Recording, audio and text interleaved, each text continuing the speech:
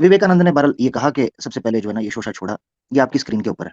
जी हाँ, आ गया। ठीक, आ गया जी। ये जी। लिखा हुआ है कि मनुस्मृति 10वां अध्याय है और पहला श्लोक है, उसमें लिखा हुआ है द 3 ट्वाइस बोर्न कास्ट्स, 3 शूद्र शामिल नहीं है। 3 twice born cast Brahmin, Kshatriya, Vaishya devoted to their duty shall study, but of these इन तीनों में से भी Brahmin alone shall expound it, not the other 2। Shudra का तो ताल्लुक ही नहीं है ना पढ़ने पढ़ाने से।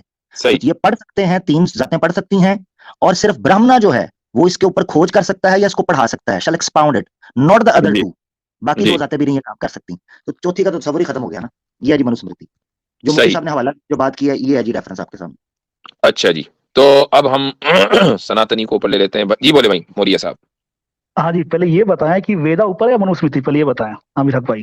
आप मनुस्मृति को सुन लीजिए, 1 मिनट। मनुस्मृति को कह दीजिए कि एक जलाने लायक किताब है, हम अब उसका हवाला नहीं देंगे। बिल्कुल भाई, उसमें बहुत सारी गलत बातें हैं, मतलब डगे चोट पे कहता हूं। वेदा की बात माने ना। मनुस्मृति 2.6, मनुस्मृति 2.6 खोलिए, एक मिनट।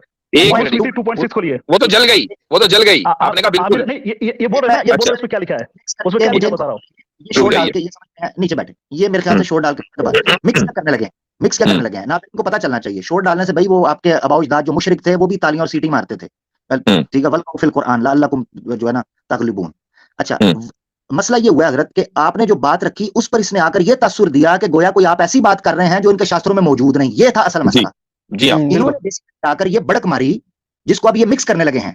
क्या मुफ्ती साहब ने जो बात की थी कि आपके धर्मशास्त्रों के मुताबिक और आपके जो किताबें हैं उनके मुताबिक शूद्र को इजाजत नहीं वेद पढ़ने की, इसका रेफरेंस आपको आपकी किताब से मिला या नहीं? ये था इशू। बिल्कुल। अब इसके बाद को फलाना पढ़ो फलाना। अब मसला ये था कि वेद ऊपर है या फलाना है, ये तो बच्चे को पता है कि क्या ऊपर है क्या नहीं। बात है कि आपके शास्त्रों में यह बात मौजूद है या नहीं, ये था बात। वो मुफ्ती साहब ने जो कहा दिखा दिया। अब मिक्स ना करो 2 चीजों को। हाँ, ये बात थी जी। अगर अच्छा, मनुस्मृति की बात करें तो 2.6 ओपन कीजिए। मैं नहीं कर रहा, आप स्क्रीन शेयर करें। जो करना है वो आपको करें। हमने जो बात कही कि आपकी किताब में लिखा है कि, तो हमने उसका रेफरेंस दे दिया कि ये लिखा है। अगर आप ये कह रहे हैं कि किताबों में नहीं लिखा, हमारे किताबों में लिखा है कि सबको पढ़ने का अधिकार है वेद, ये हमारे वेदों में लिखा हुआ है। अरे अभी तो उन्होंने साबित किया है वो वेद है। हमने ये कहा कि आपकी मजहबी किताबों में, तो मनुस्मृति आपकी मजहबी किताब है या नहीं है? मजहबी किताब है वो। तो क्या है वो बताइए क्या है वो? लॉ की किताब है। लॉ की भारत का। एक मिनट भाई, ये तो बड़ा जबरदस्त कह दिया। लॉ कहाँ का है? भारत का लॉ है या नेपाल का? कौन से मुल्क का लॉ है भाई? या जंगल का कानून है? म्यूट ना करें, हमें क्या कराओ? नहीं, म्यूट करना पड़ेगा क्योंकि आपसे बात उसी तरीके हो, क्योंकि आप सुन नहीं रहे ना, इसलिए म्यूट करना पड़ता है। तो मुझे बताइए, भारत का है, नेपाल का है कि जंगल का? 3 जगहों में से किसी एक जगह का इंतखाब कीजिए। 3 ही जगह रह गई, क्योंकि मजहब का तो है नहीं। भारत का है, नेपाल का है या जंगल का? बोले। अच्छा, लॉ में तरमीम होते हैं या नहीं, मुझे बताइए भाई। मुझे ये बताइए, मनुस्मृति लॉ की किताब है तो वो जंगल का है कि भारत का है कि नेपाल का है? बोले। हमारे कॉन्स्टिट्यूशन में भी लॉ है, वो चेंज होता है कि नहीं होता है? ओ भाई, मैं क्या पूछ रहा हूँ, आपका मजहब का कानून तो है नहीं वो, चूंकि आप तो उसका इनकार कर चुके। अब मुझे बताइए वो लॉ कहाँ का है? मुझे जवाब दीजिए। इस जवाब से क्यों भाग रहे हैं?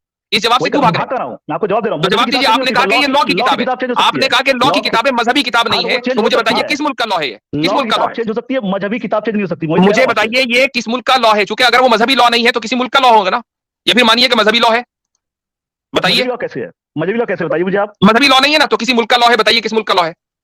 जब भी ये इम्प्लीमेंट हुआ है, चेंजेस हो सकते। देखो भैया, चेंज नहीं सकता। आप कुरान में चेंज नहीं कर सकते, आप कुरान में चेंज नहीं कर सकते। लेकिन मुझे सिंपली इस बात का जवाब दें, इंडिया का है कि नेपाल का है कि जंगल का है? चूंकि मजहबी तो रहा नहीं। अब बोलो कहाँ का है जी? मुल्क में क्यों डिवाइड कर रहे हैं भाई? ये मुल्क में क्यों? इसलिए कि आप इसका जवाब नहीं दे रहे हो। जिस दिन जवाब दे दोगे उस दिन हम आगे बढ़ेंगे।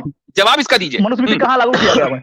ये तो आप बताओ ना भाई, ये आप बताओ कि कहाँ लागू किया। आप इसको कानून मानते हो, आपने खुद कहा कि ये कानून है, तो भाई ये कहाँ का कानून है? मुझे उस जगह का नाम बता दो ना, क्या मसला है? क्यों नहीं बता रहे? पर्टिकुलर एक जो रिलीजन था उसके लिए, ना कि किसी देश के लिए, मुल्क के लिए। एक पर्टिकुलर रिलीजन, उस पर्टिकुलर रिलीजन का नाम क्या था? बिल्कुल, सनातन। तो सनातन का लॉ हुआ ना, हो गई बात साबित कि आपके यहाँ लॉ ये था, आपके यहाँ लॉ ये था कि शूद्रों के साथ इस तरीके से ट्रीटमेंट करना चाहिए। आपने खुद ये इतराफ कर लिया। चलो भाई, वेदा क्या है? मुफ्ती साहब इन्होंने कहा कि ये चेंज हो जाता है, और अभी खुद एक्सेप्ट किया सनातन का लॉ था। यानी जो चेंज लॉ तब होता है जब वो इरेलीवेंट या गलत होता है, या फजूल लॉ होता है। यानी जिसने दिया वो फजूल चीज दी, ये कहना चाह रहे हैं? जी हाँ, जिसे दिया वो फजूल चीज दी, गलत चीज दी। यही असल में मसला है कि ये लोग अपने यहाँ रिफॉर्म करते रहते हैं। भाई मैं कहता हूँ रिफॉर्म की जरूरत क्यों पड़ती है? गलत है इसीलिए तो पड़ती है ना। अगर गलत नहीं होगा तो रिफॉर्म की जरूरत ही नहीं पड़ेगी। तो हमें तो रिफॉर्म करने की जरूरत ही नहीं है, जो है बस है। तो ये है। अब ये कहते हैं जी वेद ऊपर है फलानी, मैं कहता हूं कि ठीक है, हमने थोड़ी देर के लिए मान लिया कि वेद को आप कॉन्स्टिट्यूशन मानते हैं, ठीक है, लेकिन आपका जो लॉ होता है, किसी भी मुल्क का जो लॉ है, वो उस कॉन्स्टिट्यूशन की बुनियाद पर होता है। आप लॉ को कॉन्स्टिट्यूशन से हटकर नहीं बना सकते हैं। मिसाल के तौर पर इंडिया का जो कॉन्स्टिट्यूशन है वो ये कभी इक्वालिटी, लिबर्टी और फ्रेटर्निटी इस तरह की उसमें बातें लिखी हुई हैं। अब जो लॉ बनेगा वो ऐसा नहीं हो सकता कि जिसमें डिस्क्रिमिनेशन हो, उसमें इक्वालिटी होनी चाहिए, चूंकि जो इक्वालिटी उसी राइट उसी के तहत बनेगा, वो उससे आप हटकर नहीं बना सकते। तो हो सकता है कि वेद ने आपको कॉन्स्टिट्यूशन दे दिया और मनुस्मृति ने आपको लॉ दिया, और वो लॉ आपके यहाँ एक जमाने तक के काबिल कबूल रहा। इसका मतलब ये है कि वो लॉ उसी कॉन्स्टिट्यूशन के तहत बना था। अगर ना होता तो या तो लॉ गलत था या कॉन्स्टिट्यूशन गलत था, या उस जमाने के लोग गलत थे जो इसमें मानते थे। हाँ, कुछ ना कुछ गड़बड़ी जरूर हुई है। जी भाई बोले। आप बैक स्टेज ना करें भाई, अब मैं बात ही कर रहा हूँ ना आपसे। यार समझ में नहीं आ रहा, बीच में बोल रहे हैं। मैं एक लाइन कंप्लीट हो बोलिए आप। मैं क्या कर रहा हूँ, मनुस्मृति में लिखा हो कि वेद सर्वोच्च है, वेद सबसे बेस्ट है। मेरी बात का जवाब दीजिए, मेरी बात का जवाब दीजिए कि क्या आपने कहा अच्छा वेद कॉन्स्टिट्यूशन है ना? मैं कॉन्स्टिट्यूशन की बात नहीं कर रहा, मैं यहाँ अभी आपने लॉ की बात की और आपने कहा कि वेद ऊपर है, तो वेद लॉ है या कॉन्स्टिट्यूशन है? एक मिनट, वेद लॉ है या कॉन्स्टिट्यूशन है? अब बता रहा हूँ, वेद धार्मिक किताब है, धार्मिक, ठीक है। ओ भाई, आपने लॉ का लफ्ज आपने इस्तेमाल किया है, हमने इस्तेमाल नहीं किया। अब मुझे बताओ कि ठीक है, इस लॉ का कॉन्स्टिट्यूशन क्या है? इस लॉ का कॉन्स्टिट्यूशन क्या है? लॉ कॉन्स्टिट्यूशन क्या, ये क्या सवाल है? अरे वो लॉ किस कॉन्स्टिट्यूशन के ऊपर डिपेंड करता है भाई? आपको कुछ पता भी है कि नहीं? जीने के लिए लॉ किस कॉन्स्टिट्यूशन के ऊपर डिपेंड करता है, मुझे ये बताइए। नहीं, ये मैं नहीं जानता, मैं जो पूछ रहा हूँ नहीं जानते ना, तो फिर आपको बात करने का कोई हक नहीं है। Then don't use the word law। वहां लिखा है भाई, तो आप जो है लॉ का लफ्ज बोल ही नहीं, इसलिए कि आपको भी बात करने का कोई हक नहीं। जब आपको पता ही नहीं है कि उस लॉ का कॉन्स्टिट्यूशन क्या है, तो आप बात करने किस मुंह से आगे भाई? तो बहरहाल ये तो खाली टाइम का दिया था। टाइम का ज़िया है, उसकी वजह मैं आपको बताता हूँ। जब मुझे पहले भी यजुर्वेद का कहा था, अगर ये तरीके से चलते मैं जरूर उस यजुर्वेद को ओपन करता। इनको इसीलिए साइड करते हैं क्योंकि सिवाय शोर शराबे के कुछ नहीं करते। ये एक और ले लें, ठीक है जी, आपकी मनुस्मृति से ही 2.6 जो आप कह रहे हैं, हमने इनकार किया उस चीज से। मुफ्ती साहब ने जो बात की थी, असल चीज वो थी। मिक्स ना करो मौर्या, आप 1.5 क्षण बन के घुसते हैं, उसके बाद टॉपिक बदलते हैं। ये देखिए मनुस्मृति का 4.99 यानी चौथा अध्याय श्लोक का 99, इसमें ये चीज लिखी हुई है कि एक ब्राह्मण को ये नहीं रवा कि वो शूद्र के सामने वेद पढ़े भी। He shall recite not indistinctly nor in the proximity of Shudras.